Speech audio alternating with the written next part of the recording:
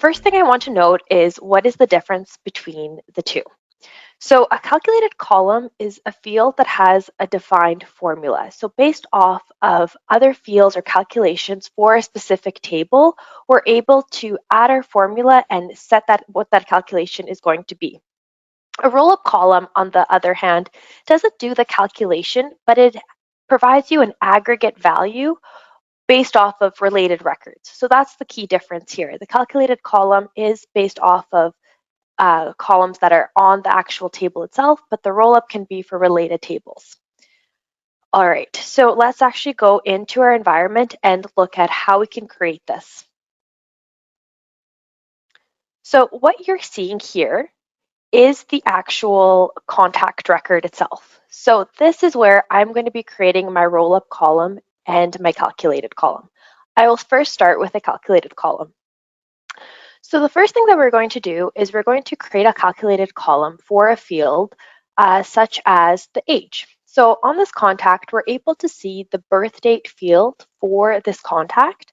But if we wanted to have the actual age number appear for this contact, which could be used for reporting, various analytic reasons, we can actually create this field. And what will happen is that based off of the birth date that is set, it'll automatically calculate what that age is. So let's look at how we can create this. I'm going to just jump to my Power Apps solution. So keep in mind, this does require privileges to actually create it. So if you are not able to do this, just ensure that you do have the proper access permissions, as well as I'm in a demo solution. So wherever you do house all of your tables, that is very important, just making sure that there is a methodology in place so you don't have any dependency issues when doing a deployment. So looking at the contact here, I'm just going to go right to my columns. And this is where it's going to be the actual fields. So again, we can see that I have this birth date field. As we saw on the form, that's where I actually would enter the date of the birth date. But let's now create that calculated column. So clicking new column right at the top here. I'll enter my name or the display name. Make that an age. I can enter a description here. I can even indicate that this is a calculated column. It's not required, but if you did want to have that for future purposes, you're able to do so. Then we select our data type.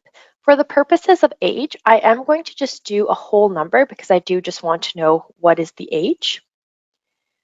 Down here, format, again, I don't need any format, just based off of what I'm using this for. And then this is where I set the behavior. So as you can see that I have calculated and roll-up. So how I set up both of these fields, field types is very similar. So I will select calculated and I'll go save and edit. Now, something that happens that's very common based off of your browser settings is that once this saves, the pop-up might not appear just due to your browser pop-up permissions. That is completely fine. If it doesn't appear, you can actually click right into the field itself and edit it, which I'll show in just a moment.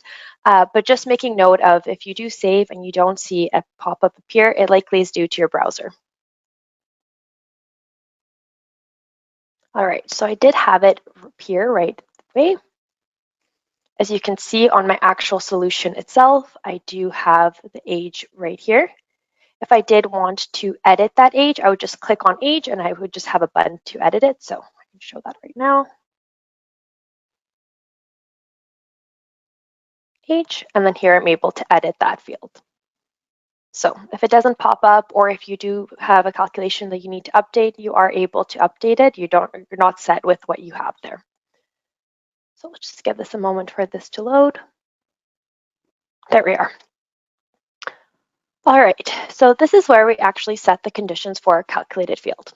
The first thing that we can set is a condition. So this can be, it's optional, but it can allow some filtering for when do we want this calculated field to run.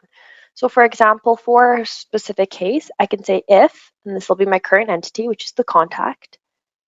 If I want the birth date, so let me just go down, to contain data, then it will run. So the calculation won't run unless that has data. Again, it's optional, so you can either save it. I won't have one just for this demonstration here, but that's just how you would set it as optional. And then the action is where we actually set what do we want this calculation to be. So here I will actually set the age value. So to find the formula that you need for this, and I'll make this a little bit larger, to find the formula that you actually need for this, there are different ways. We do have an article on our website right now that does have some different formulas and ways to use them and specific field types needed for them. But for us, we're going to use the diff in years.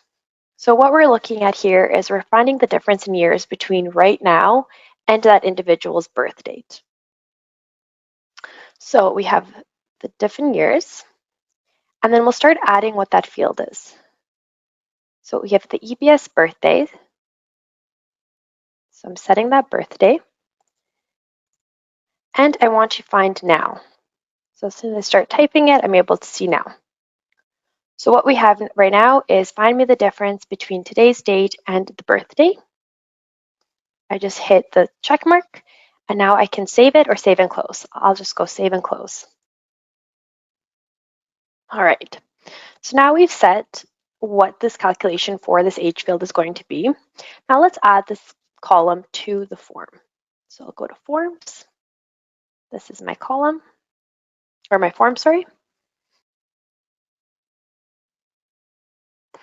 And I'm going to add age right just above the birth date. So let's go down here, find my age. Just drag and drop that in here, and save and publish. So now I'm adding this calculated column right to the form. What you'll notice here is that there is a lock right next to it. So a calculated column cannot be updated. So just making a note that you aren't able to override what is in this calculated column, as it is based off of a formula that we have set. So we'll just save this. All right. Now I'll jump to this next tab. This is our contact form, so we might have to refresh a couple of times just to see that new column added.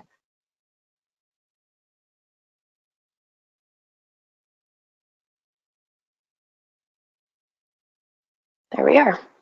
So now we have the birth date and we have the age defined right there. Again, if there was another contact and it had the birth date, it would just automatically change. And then each year, as the contact gets older and older, this will update as well. So it's not set at a specific time. Also, if you were to change the birth date for whatever reason, maybe it's incorrect, it would update. So that is how we create a calculated column. So again, it's finding what the value is based off of the formula we've defined or another field.